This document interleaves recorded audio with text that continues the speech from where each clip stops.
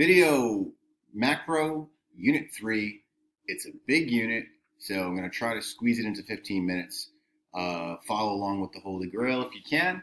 And the first place we're going to start is not here, but here with the business cycle. The business cycle graph is a representation of exactly what it says, the business cycle, the ups and downs of output growth, unemployment, and the economy. Just to review, this is time, this is real GDP. The straight line here is potential GDP. That's the same line as this one on a PPF curve, and the same line as we're going to see as the long-run aggregate supply. It's the potential where economy can produce. Up here is the current output and unemployment. So the wavy line. So you have, let's start at point A. Point A is the same as the production possibilities. We're producing inside, right? So we're producing less than we can. We have higher unemployment. So recessions happen inside here, okay? Inflationary gaps would be over where C is, right? Up here. We're overproducing. We think we have more wealth than we actually do. And unemployment is super low, below the natural rate of unemployment. At B is the point of most efficiency on this curve. It's the point of long-run equilibrium here.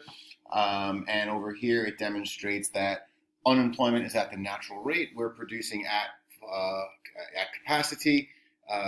This is where we want to be in an economy. Okay, so A is a recession. B is full employment, also known as the natural rate of unemployment, about 5%. And in this graph, it's called long-run equilibrium. C is an inflationary gap. C would be an inflationary gap. We're producing we're producing more GDP. So this graph we're really introducing for the first time in this unit. So let's take a look at it. This is our aggregate demand, aggregate supply, short-run aggregate supply, and long-run aggregate supply. So there's a lot going on here in this graph. So we've gone over it before, so I'm not going to review every detail, just the important stuff.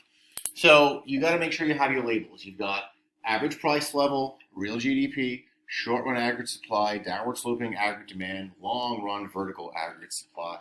Where they meet in the middle here is long-run equilibrium. Okay? Each one of these has a shifter, and the shifters are here.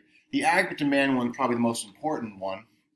You know the shifters already because you know what's the components of GDP.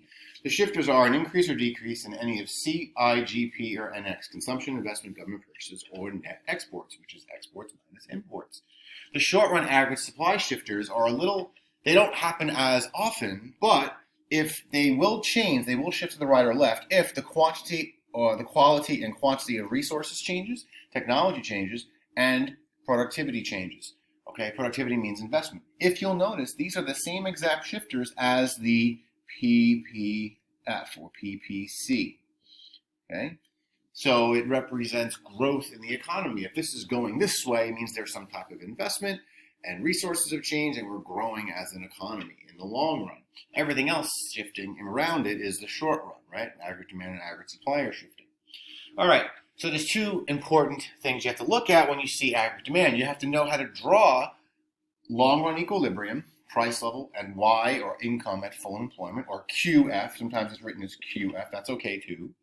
You have to know what a recessionary gap and an inflationary gap is. So this is where A would be, and this is where C would be. But this is how it looks on this map.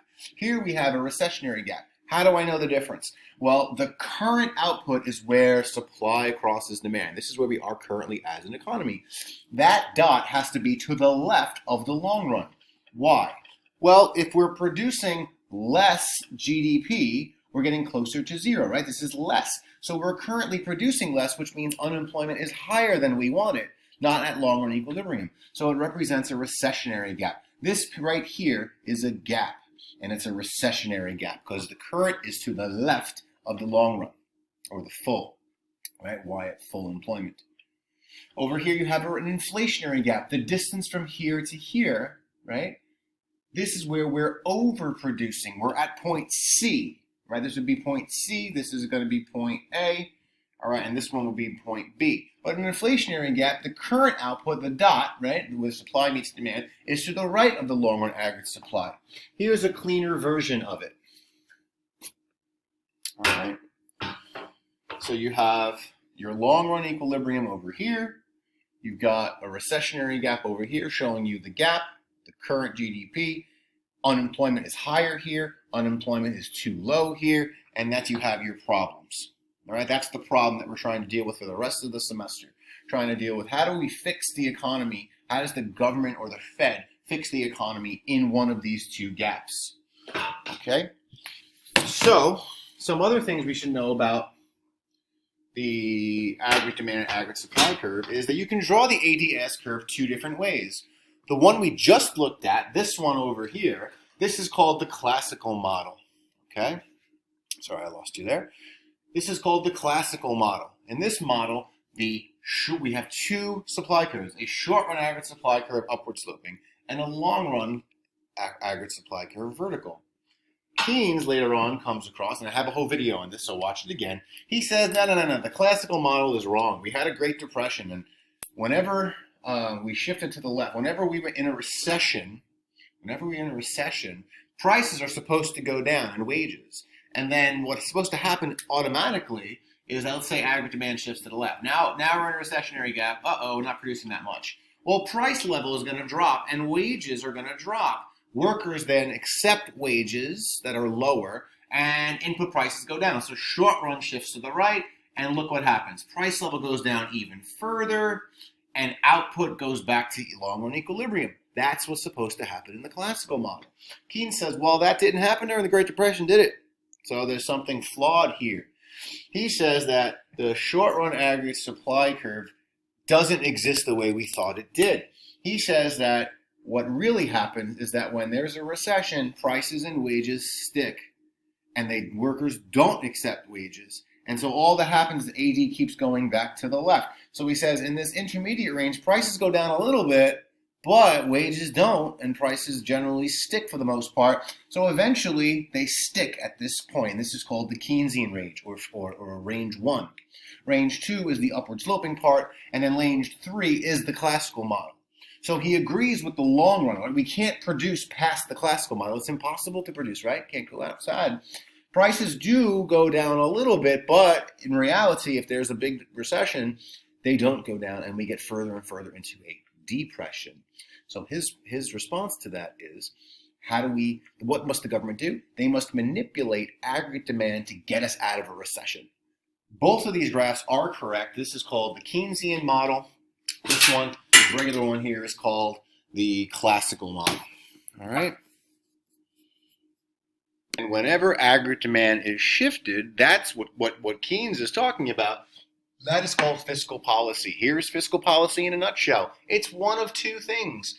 You have expansionary or contractionary. What does that mean? In expansionary policy, AD goes to the right, price level goes up, real GDP goes up. In contractionary, it's the opposite. AD down, PL down, real GDP down. How does that happen? Well, if you're going to have an expansionary policy, it means you must be in a recession, right? You want to expand the economy, get AD to the right. There's two options. The government can increase spending, an increase in GP, and GP is a component of AD, so AD goes to the right. Or they could cut taxes, and consumption or investment can go to the right. They cut business taxes for investment, or they cut consumer taxes. People have more disposable income and they spend more. C goes up or I goes up. AD goes to the right, and that gets us out of a recession.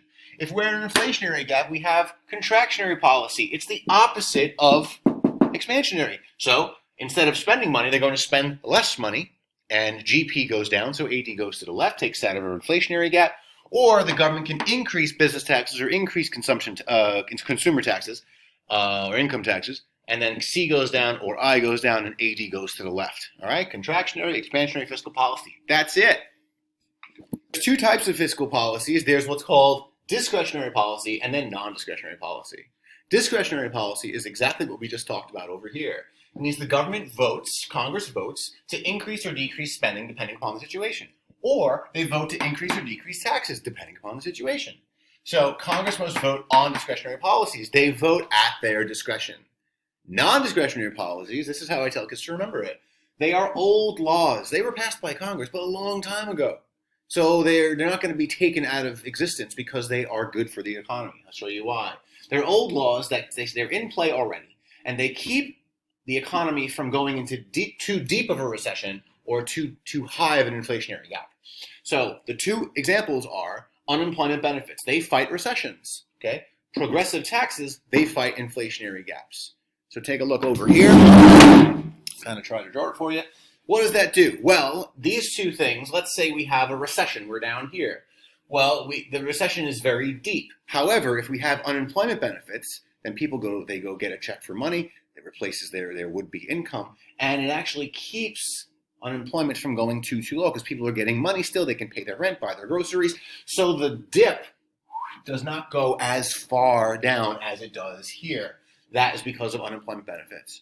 In an inflationary gap, if people are making money, the more money you make, the more inflated we get as an economy. So we have progressive taxes. The more money you make, the more you get taxed. And that will lessen the inflationary gap, so we only have a much smaller. So it basically makes the current less like this, less of a scary roller coaster and more of a little kiddie roller coaster. All right? Hope that makes sense. We know what fiscal policy is. Let's look at how do they know how much to cut taxes or how much to increase taxes or how much to spend or how much to cut in spending. And so you do that with what's called the multiplier. So let's use a recessionary gap as an example. We have a recessionary gap, right? We're to the left of the long run average supply. Okay? So in a recessionary gap, we say that this distance here to here is 60 billion. There's a $60 billion gap. And the marginal propensity to consume is 0.8. What does that mean? It means of every dollar spent, people spend, every dollar that someone has, they spend 80 cents. Which means that 20 cents gets what? Saved. Marginal propensity to consume, 80 cents, marginal propensity to save. We know that we can figure out it's going to be 0.2 is the marginal propensity to save. Why do we need to know that? Because it tells us our multipliers. Right now, you got to figure out what can they do to get us out of this recession? Well, we're in a recession, so they could increase or decrease spending. Increase spending, right? Gets AD to the right. What about taxes? Well, they could increase or decrease taxes. Decrease taxes. So how much are they going to increase spending or how much they're going to decrease taxes? You need to know this formula. This is called the spending multiplier. It's 1 over the MPS. Well, the MPS is 0.2. So 1 over 0.2 equals 5. That is your spending multiplier.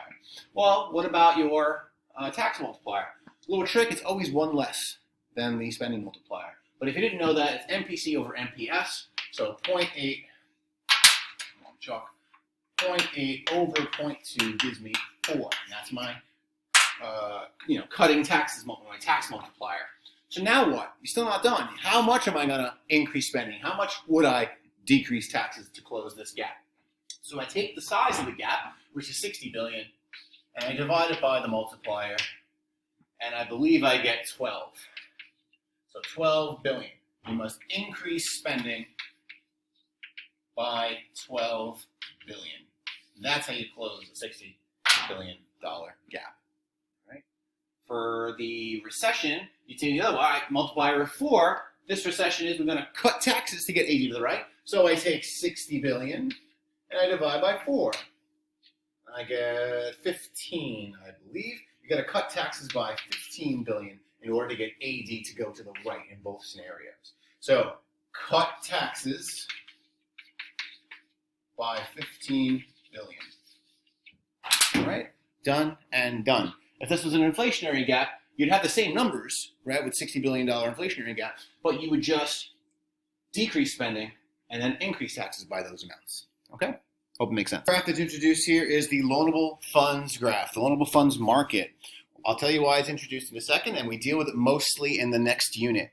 So the loanable funds market is another graph, and what it is it has a supply curve for savings, and it has, which is basically your supply of loanable funds, which is savings, and it has a demand curve, which represents domestic investment or demand for savings.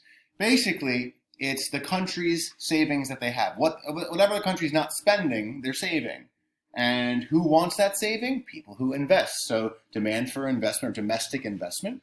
So your shifters of supply are here. Shifters of demand are here. You probably know them already. I have a whole video on loanable funds. But why are we talking about this? Why is this important for this graph? For this one reason. When the government increases spending, demand for loanable funds goes up. When that happens, the real interest rate goes up, which can do something called crowding out. And that means, what does that mean, crowding out? It means crowding out investors. Investors will invest more when interest rates are low. When they're high, they'll invest less.